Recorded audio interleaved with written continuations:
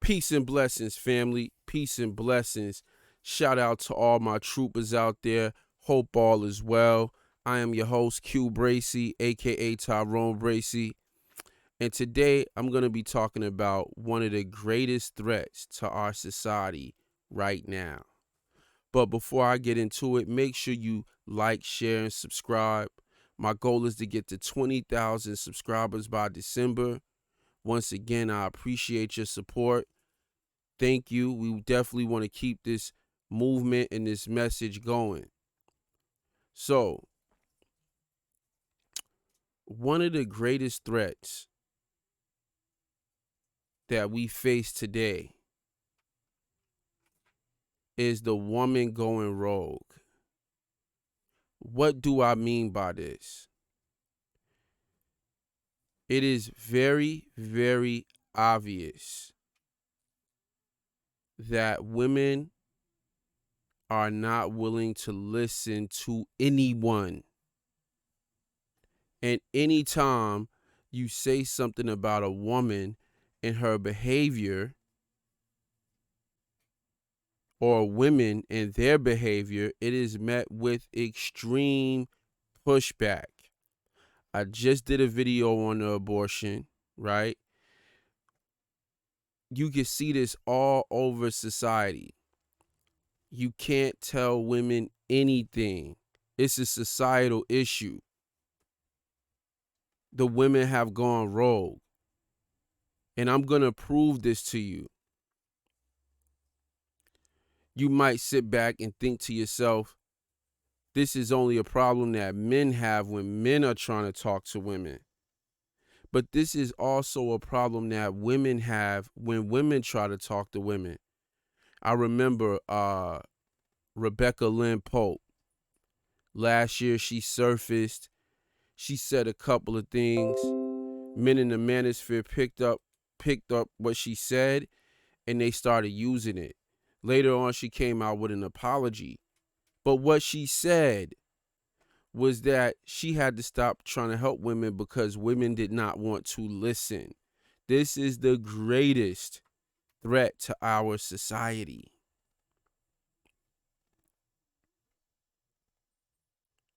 Because these women are being used to unleash pure hell. Let's look at this. My first example for you comes from Barbara Bush, the first George Bush Sr.'s first wife. Remember when First Lady Barbara Bush addressed the women at Wellesley College? Her comments received harsh criticism from the all-woman student body. Let's look at what she said. This is what she said that received criticism when she spoke to an all-woman student body. Barbara Bush said, "At the end of your life, you will never forget not passing one or more tests, not winning one more verdict, or not closing one more deal. You regret time not spent with a husband, a child, a friend, or a parent. We are in a transitional period right now. Fascinating and exhilarating times, learning to adjust to changes and the choices we men and women are facing." As an example, I remember what a friend said on hearing her husband complain to his buddies that he had to babysit. Quickly setting him straight, my friend told her husband that when it's your own kid, it's not called babysitting. Now, maybe we should adjust faster, and maybe we should adjust slower. But whatever the era, whatever the times, one thing will never change. Fathers and mothers, if you have children, they must come first. You must read to your children, and you must hug your children, and you must love your children. Your success as a family, our success as a society, depends not on what happens in the White House, but on what happens inside your house. So she boldly spoke out and received criticism from the women for making this statement. Now, in there, she held men and women accountable. But this is what I'm saying. When you have a society of women that cannot be disciplined, that cannot be told anything, it does not matter what your track record is as a man. It does not matter what your credibility is as a man. It does not matter how the community looks at you. If you have a great reputation, if you are held in high esteem, that does not guarantee that you will be listened to. Now, oftentimes we think, hey, these young boys are knuckleheads, they don't want to listen to nothing. But really, more times than not, it's the men want to listen, but biologically speaking, only thing men can do is deal with women when it comes to their sexual urges if they're a straight heterosexual male.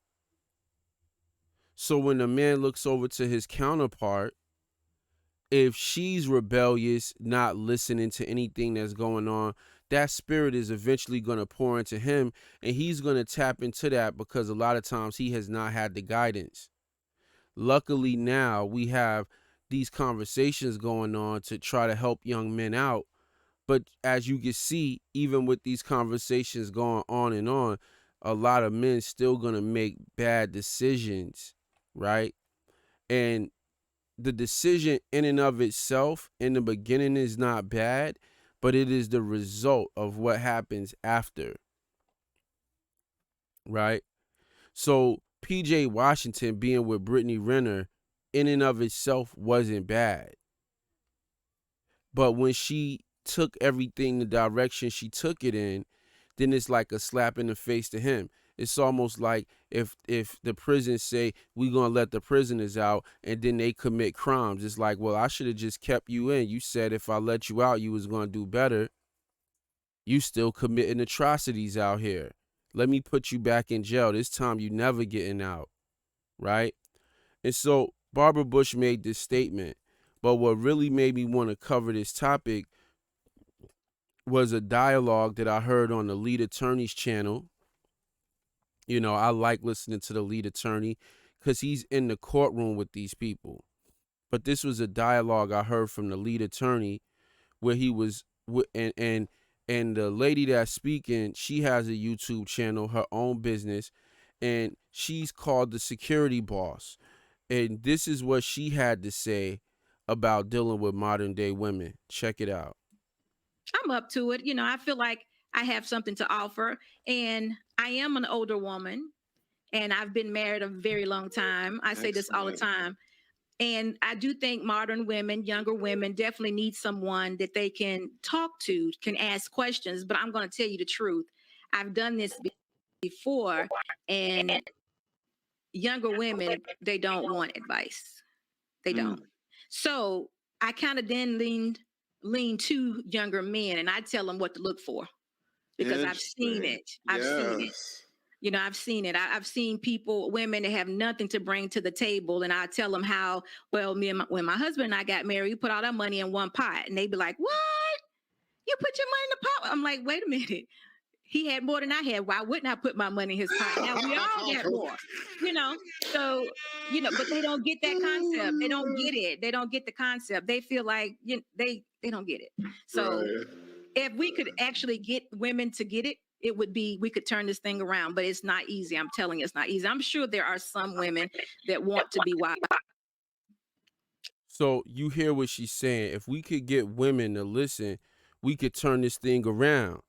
But that is the greatest threat, is that one of the most, listen, you talking about an ego? Who has a bigger ego than a young woman?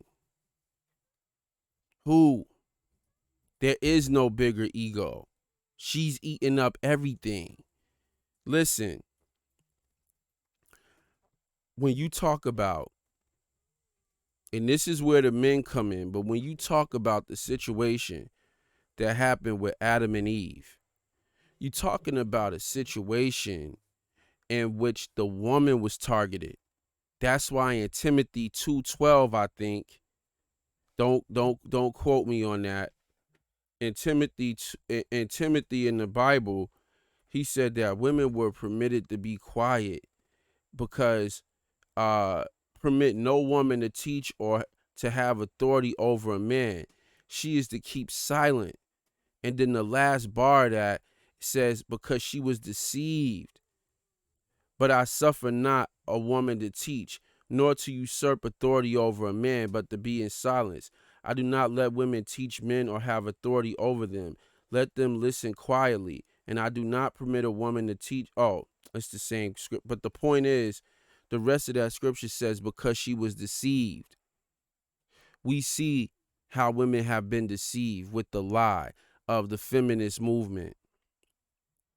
They've been sold a bunch of lies, right? And they don't care because to them, they young and they can do whatever they want to do. They got time to make up for the bad decisions that they made. But the reality, the fact of the matter is, a woman's youth is far more important than a man's youth. So a woman making bad decisions in her youth dramatically impacts her life. If she decides to have a baby, if she decides to sleep around with a whole bunch of men, this dramatically impacts her life. And yes, what men do when they're younger impacts their life, but most men don't hit their stride in life. And most of the mistakes that men make, they can make up for those mistakes.